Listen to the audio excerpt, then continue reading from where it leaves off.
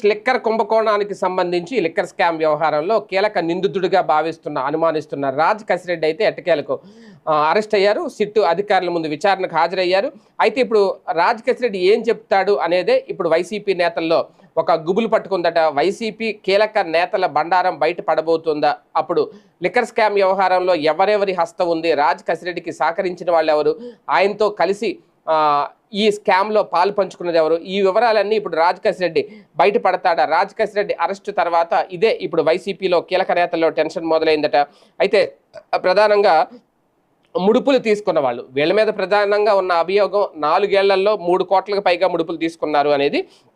ఒక మద్యం కేసుకు సంబంధించి 150 నుంచి 450 రూపాయల వరకు వసూలు చేశారు. ఇలా నెలకి 60 కోట్లు చొప్పున 4 ఏళ్లలో 4 ఏళ్ల 2 నెలల్లో 3000 కోట్లు కొల్లగొట్టారు అనేది సిట్ దర్యాప్తులో తేలింది అనేది. అలాగే ఇందులో ప్రధానంగా ముడుపుల వసూళ్లకు వీలుగా నూతన మద్యం విధానాన్ని